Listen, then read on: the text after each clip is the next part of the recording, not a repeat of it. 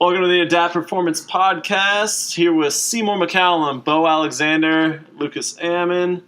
Today we're going to be talking about performance and training myths. So basically a lot of stuff that people think you should live by when you go into the gym or do any sort of training to get the wanted results out of the gym. We have touched on a few of these just really quickly. We talked about soreness and, if you're chasing soreness, not necessarily meaning you're getting what you should out of it. There's a few other ones that are myths that we've touched on in previous episodes. If you haven't seen those, go to iTunes, check those out. Give us 5 stars, like it, and you can find us on the website also. But we're going to touch on 5 fresh topics, starting with muscle size and strength.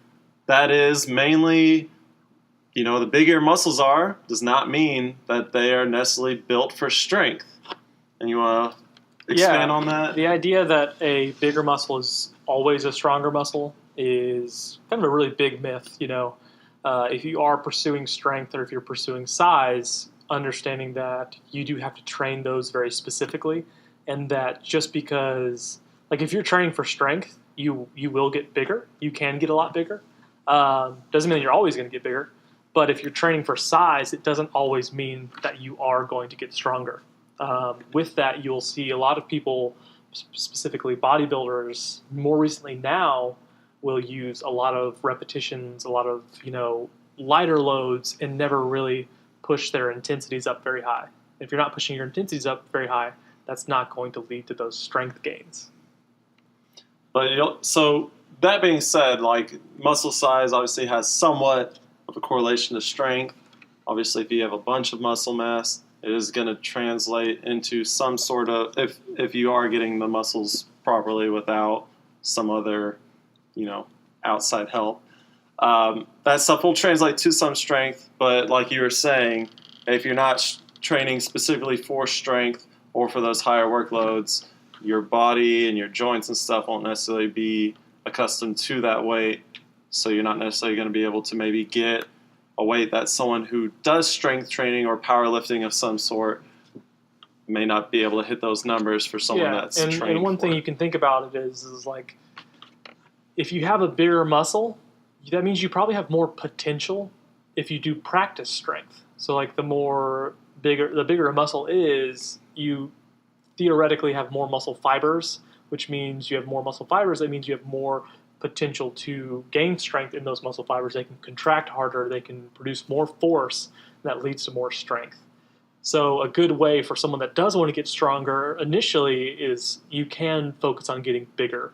And the bigger you get relative to your own kind of genetic potential, then focus on starting to get a lot stronger. So one thing I always think about whenever this kind of comes up is the big muscles equals strength. Because I think of the guys you see on World's Strongest Man or whatever. You never see Arnold Schwarzenegger dudes up there lifting these weights. It's always huge burly guys. And yes, they have a lot of muscle mass, but they're also training specifically to lift these giant amount of weights. They're actually strong. These guys you see on the stage at the Mr. Olympics or Mr. Olympia or whatever, they might be strong, but they don't necessarily have to be strong because that's not what they're training for. They're training to have the physical features that the judges are looking for. A lot of it tends to be show muscle, and then they kind of do a cut and exactly shed some water weight so that they look a lot more ripped. I bet they would look like idiots out there against the actual strongmen, those guys that go and bodybuild. Yeah, I mean, outside of people like Ronnie Coleman, Ronnie Coleman was known for being a very, very strong bodybuilder. He could deadlift 800 pounds. Oh shit! Which most people can't do. But then you have on the other side, you have Ed Cohn, who's the greatest powerlifter to ever live. He weighed 220 pounds and could bend over row 500 pounds. Jesus. And he's a powerlifter. So that's the difference between strength and I mean, Ed Cohn deadlifted over 900 at 220 when Ronnie Coleman's walking around at 300. And it's just different goals is all it really is. It comes down to just somebody's working to achieve 2 different outcomes. Yeah. You're trying to have, I guess, not necessarily a sexy body, but the perfect human physique for bodybuilding. Exactly.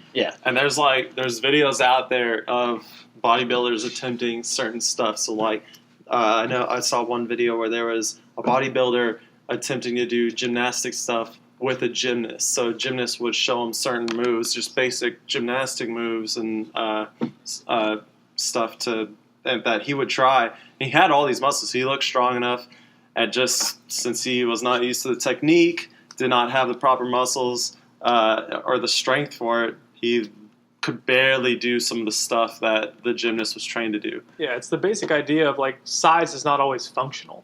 Yeah. So like we've all seen it with people like when like Brock Lesnar, like he was trying to get into the NFL and he like signed on for the Vikings, and like he's a big strong dude, but he didn't have the technique to actually perform the sport, so he got cut. Like, I didn't actually know that happened. I mean, the guys try to do happens everything all the time. Yeah. Like they talk about like, oh, could Usain Bolt go and be like a wide receiver? It's like maybe it's more about being really but fast. Can he absorb force and get hit? Yeah, that's the big question. Does he know any routes because he grew up in Jamaica? Does he even know the standard route book? Yeah, so but I think we touched size is not always functional. Yeah, exactly. Yeah. So I guess myth number 2, feeding into the next one, is a lot of people, especially with summer coming up, looking for 6-pack abs. So they're trying to do whatever they can. Those like shredding DVDs and stuff of quick 6-pack abs, or what is it? The 6-minute abs, 7-minute abs. 7-minute abs. I'm shaving off a minute. Sorry. You're like, you see that on Facebook like right around this time every year. It's like everyone's like talking about getting in shape or losing weight for summer. P90X or make sure you do your crunches, all that stuff. So. There's like 500 programs that would all take your money. I'm sure. Like if you really wanted to spend all your money, I'm sure you could on stupid programs. That basically fitting into that myth is that doing crunches and certain ab workouts is not the best way to get a 6-pack ab. And I know a lot of people that may be seeing this are kind of like, what the hell, these guys don't know what they're talking about. But in general, just core specific workouts isn't going to be what's going to get you those 6-pack abs. So you can't. Actually, I mean, one big thing, like I tell my clients often when they're looking to, lean out or kind of get their 6-pack to start showing is, I'll have them actually stop doing directed ab work.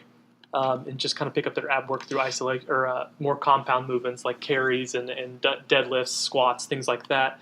Because when you start to try and focus on like direct ab work, and you're not like your diet isn't in check, like you might be growing those muscles because if you're working muscles and you're really challenging them, you're giving them enough volume, giving them enough heavy loading, like you're going to build muscle.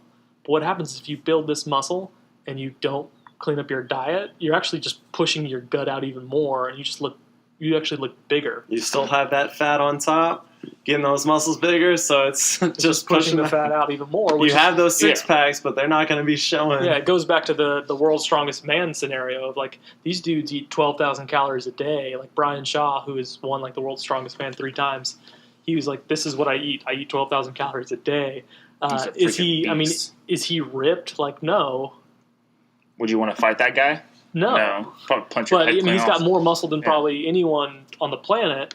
But at the same time, he's not like he doesn't have a 6-pack. But you just punch him in the stomach and see if your hand doesn't hurt after that. I'm break sure your wrist. Yeah, but he's not someone that he's not going to like be on the cover of like some like bodybuilding. Like he's the one to look great with the shirt off. He wants to be able to pick up heavy rocks and throw them around and shit like functional that. Muscle, you know what I mean? Exactly. Yeah. But I think like this, you hear the myth all the time that like you can go in and do like just like what you're saying, like the P90X or Jesus, there's like a million of them. Yeah. But I think like the actual truth in this is that a 6-pack is earned in the kitchen. There's no way to go around like you can eat Wendy's for lunch every day and like expect to have a 6-pack unless you have like a 16-year-old metabolism. Yeah. Maybe not even. I mean, we touched on that as like, if you have a 2,000 or 3,000 calorie diet, there's different ways to get those calories. Make sure you're getting the proper macros and everything. So if you're eating junk food, what do you think you're going to get out of it? You're going to get, the calories you're required, but your macros and stuff going to be all off. So you're just storing that extra fat or whatever you're getting through fast food, junk food, all that stuff. And guess what? You may be in the gym really working at those abs, even if you're doing the exercises that you're saying. If your diet is not clean enough, then you're not going to see the results. Yeah. Or it's going to be a lot slower than if you did clean it up. Because those guys that have like 8-packs, you don't see them at Papa John's or CC's Pizza eating. They have their own like a clean diet, and they're like meticulous about it. The Rock, Dwayne The Rock Johnson, eating clean for like 6 months straight. Yeah, we talked about that a little bit in the last episode where we debunk a lot of nutrition and fat loss myths. But yeah, I mean, this guy's eating clean for years and years and years, preparing for different roles, and like everyone looks at him as like, this is how I want to look. Like most men are like, this guy looks awesome. He's ripped. He's still lean. Like, and he's like 40. He's getting old too now, right? He's older. Yeah. I mean, even people are like saying he's going to run for president now just because of how popular he is. Let's get a normal old president there somewhere. Well, he was teasing people with it too. He was like, could happen.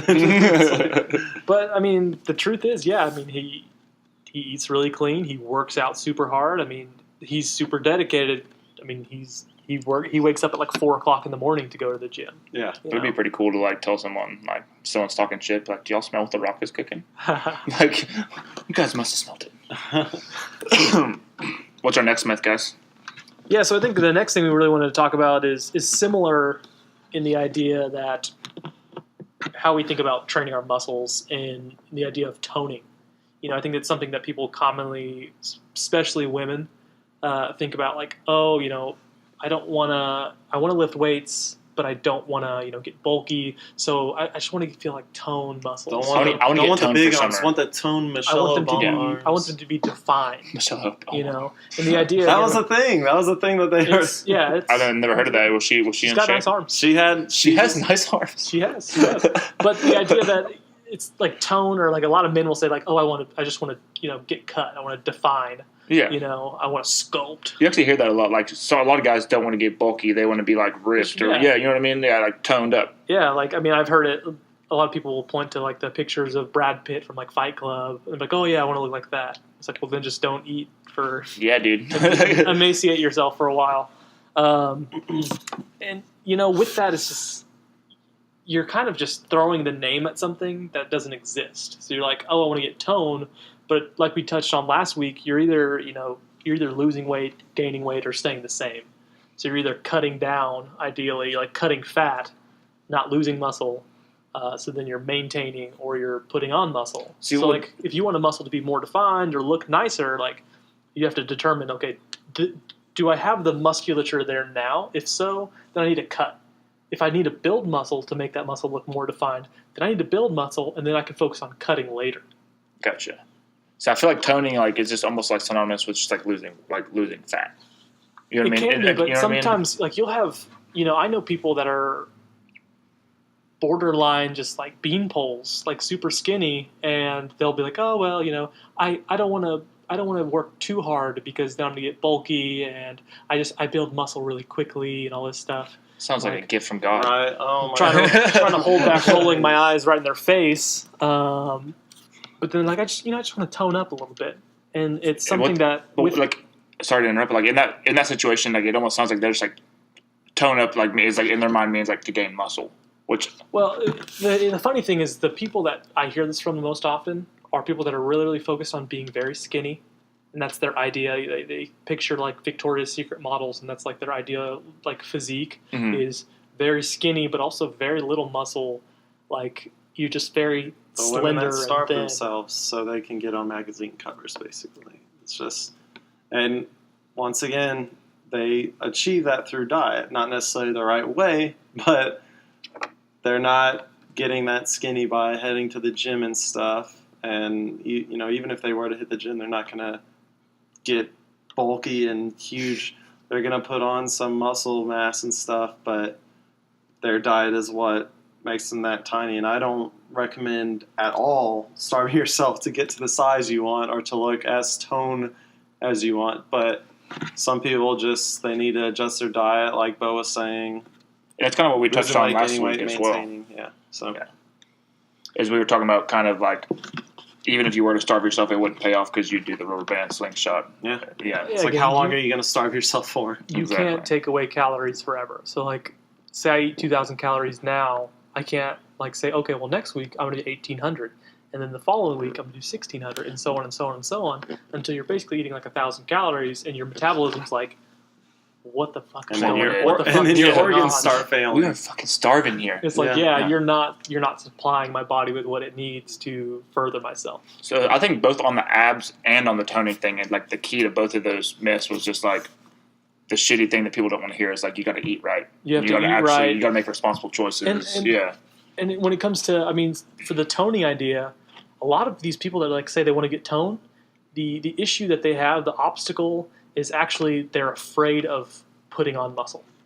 That's so confusing to me too, because like no one's. I guess people just have like this like kind of romanticized idea that like you lift weights and you automatically gain muscle. Like, I wish it were that easy. No, but I mean, it's men and women. They're like, oh, I don't want to look like a meathead, or I don't want to look bulky, or I don't want to look like I'm a man. Sometimes you'll hear, and it's just so far from the truth. I mean, it's not If it were understanding that easy, there'd be a lot of people that just a look like little bit, Everyone would be like huge, just a yeah. little bit of work, a little bit of added muscle can completely change things. And you'll get that toned look that you're and you looking don't for. look yeah. like a man. Like you look like you're in good shape. You Like look a like person, you're yeah. strong, but not like, oh, I'm going to go pick up a fridge and throw it a mile. I Like- guarantee you, That'd be impressive. if though. I had 10 extra pounds of muscle compared to 10 extra pounds of fat, you notice the 10 extra pounds of fat much more than you would the muscle. Well, at the same time, like they've done side-by-side comparisons of people that weigh the exact same, but the composition is just different, so they look more muscular. Mhm. Like they weigh the same, but they look like 30 pounds lighter. Different, yeah, because like fat looks worse, obviously. Obviously. Yeah, and fat it's just hangs less- on your body. less Muscle dense. builds your frame. Yeah. But tan fat looks good. All you gotta do is go get a tan on that bad boy. Yeah, but I think for right now, we'll take a quick break and we'll come back with about 2 more myths. And yeah. As I get older and a lot of my friends get older, we're most concerned about losing bone density, our muscle mass, and just function. So using the ARX is a real safe way for us to get intense muscular work done and help our bones grow in a safe manner.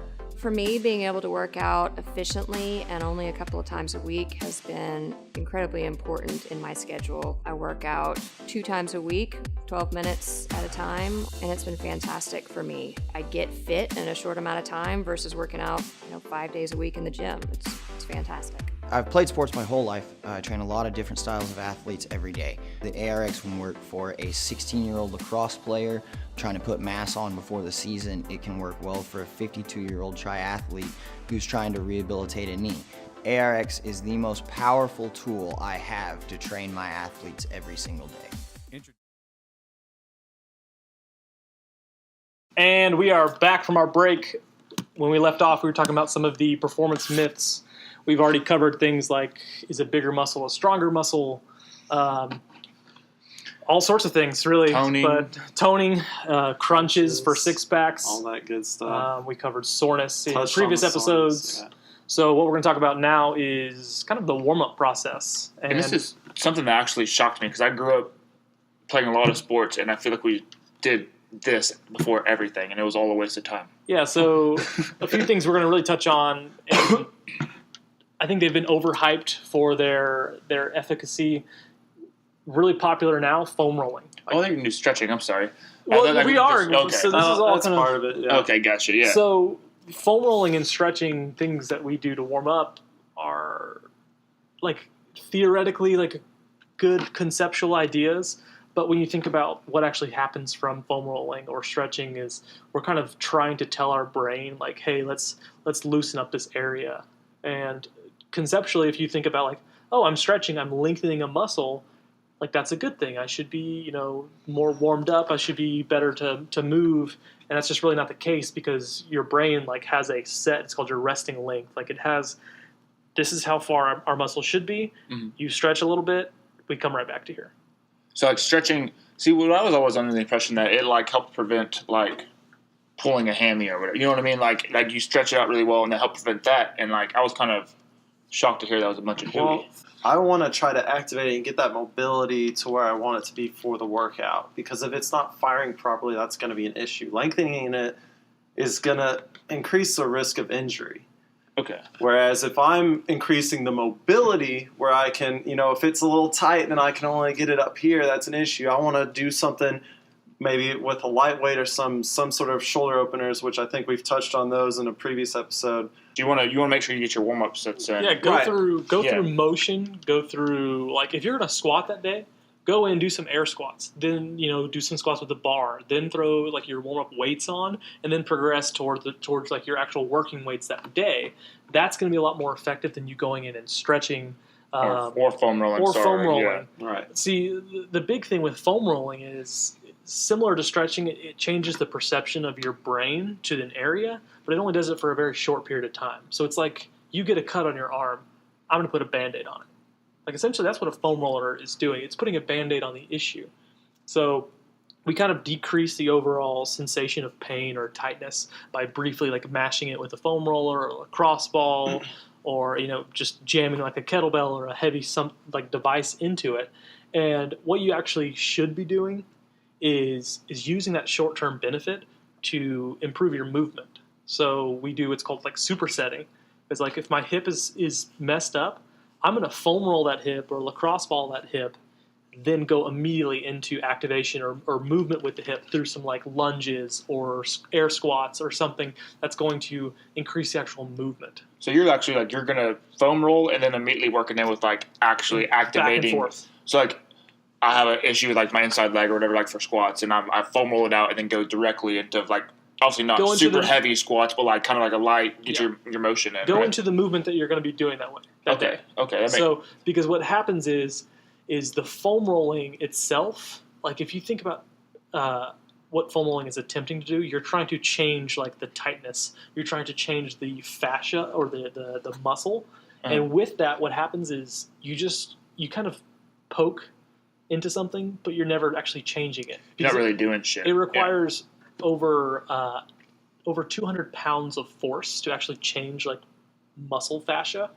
And what happens is the foam roller, you're never going to be able to do that. You're never going to recreate that. I feel like that But would with hurt too. movement, That would be painful. Like well, if 200 you pounds. of imagine force. 200 pounds like on your forearm when you're trying to like release your forearm. Yeah. But instead, what you can do is you can go through motion, and because you're creating so much tension, that creates all the force for you without having to compress. Oh, okay. So like me going in and doing like some eccentric, like slow air squats, that's going to open up my hips a lot more than me going and sitting on a foam roller. But if I do them in combination, what I can do is I can actually, again, down-regulate the signal of pain or tightness from my brain to my hip or to my knee or wherever is the affected area, and then I can go and move better. And then in the combination of the two, I've kind of improved my movement quality too. So there is a place for foam rolling, but what happens is so many people make foam rolling or make stretching like the majority of their workout. They'll spend like 15 minutes on it. And even like if you talk to like Kelly Starrett is like biggest proponent of foam rolling and mashing muscles and things like that. He will tell you if you're doing this for more than like 7 minutes, like you're wasting your time because you're not going to carry over those benefits. I got you, yeah. Because you see people in the gym all the time that'll just like stretch it out. It's like they're almost like at a stretching class for 25 minutes in front of the mirrors, stretching it out. And I always thought that was a good thing. Like, oh, they're going to be super flexible, but I guess maybe not. Which brings us It's a to temporary solution. Yeah. brings us to our next topic, which is like, what is a stretching class? It's like yoga. Oh, okay. That was. I did that on purpose. That was my crossway into that. So- Yeah. I knew what that was. Like yoga, if your main purpose is to go in and get a stretch, like yeah, you're doing good. That's what that class really should be for. The main benefits that really come with yoga are actually like mindfulness and deep breathing and relaxation. Like yoga is how we should actually de-stress from exercise. So theoretically, if you were to go in, have a hard workout session, go in and then afterward maybe do like a yoga class, and from that, it's not so much the stretching that benefits you, it's the actual just like down regulation. You change your overall like adrenaline receptors, and you change what kind of nervous system you're actually using, because you have your parasympathetic nervous system and your sympathetic nervous system, and one is really good for performance and for like fight or flight, and one of them is very good for like, okay, let's down regulate, let's calm down, like let's digest our food, all these different things that aren't going to happen when you're in that fight or flight mode. Didn't even realize that. But some people want to try to use that as like their method of fitness. Like, oh, I want to lose weight. I don't like lifting weights, or I think lifting weights will make me look bigger than I want to be. Too bulky. Yeah. So yoga, or any variation of yoga that's becoming popular, hot yoga, acro yoga, stuff like that, which, you know, it's good to have that, like he said, to downregulate, but it's not going to really cause you to lose weight like you want. And this is from like a general perspective, because I know people that are like high level, super advanced like yoga practitioners, where they're doing all sorts of like heavy loading through different, you know, like handstands, Squatting Like dog. the acro yoga is actually, there's some pretty cool stuff in Squatting there. dog with like a guy on your back. Yeah, but like, so for your general person that practices yoga, you're not going to elevate your heart rate enough to have any aerobic effect, and you're not loading your system enough to have an anaerobic effect. So really, like, the general fitness of it is, it's not going to lead towards neither a fat loss goal or a strength gaining or even muscle gaining perspective. So really, trying to use yoga as your main form of fitness, theoretically, like as your workout, like say like I'm going to go do yoga and I'm going to try to get in shape doing yoga. Yes. Is that what you mean? Yes. Oh, okay. So yoga in itself, again, from a beginner level, general, most people, how they perform it can only really benefit you if you're seeking out fat loss, because fat loss is 99% going to be determined by how much food you eat. Yeah, What kind of food you eat. that's going to be most But of your you're not diet. exactly. You're not going to have a overall big like metabolic benefit from doing yoga that's going to lead to accelerated fat loss. I've never known anyone to lose 100 pounds from downward facing dog. But yeah, You're not looking hard enough. The more intense yoga and Check your advanced stuff. Google search history. But the more intense and advanced stuff gets, you know, like you said, does start bearing some weight. But that's when you're basically already in some sort of shape to be able to get those muscles firing and maybe have a good diet to follow that up.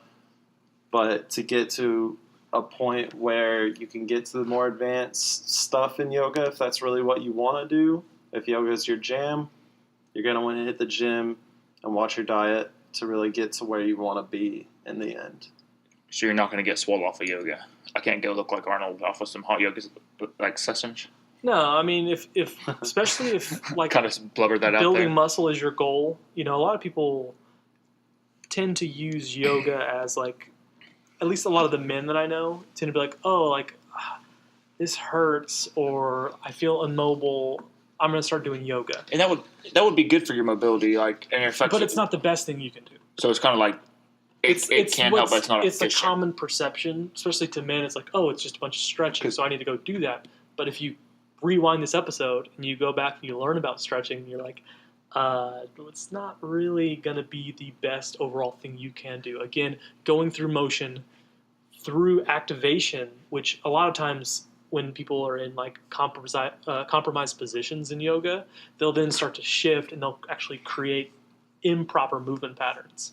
So like if you're in like a downward facing dog or any other position and you're like, oh, well, this doesn't feel right, or any like the chaturangas and things like that, where you're in almost like push-up positions and weird angles and stuff, and you start to like shrug and do this, then you're just developing imbalances when you should be trying to achieve balance through that yoga You're practice. anti-yogaing. You're doing anti-yoga. Anti-yoga. Yeah. But I think that's good for this week. I think we talked about, you know, a good kind of selection of common performance training myths. If you have any questions or any ideas, want us to answer and weigh in on your performance myths or how to optimize your training and also your nutrition, just send us an email, contact us on our website, Facebook at Adapt Strength and Conditioning, and Instagram at adapt.fitness. And we back. And we back. And we back. And we back. And we back. And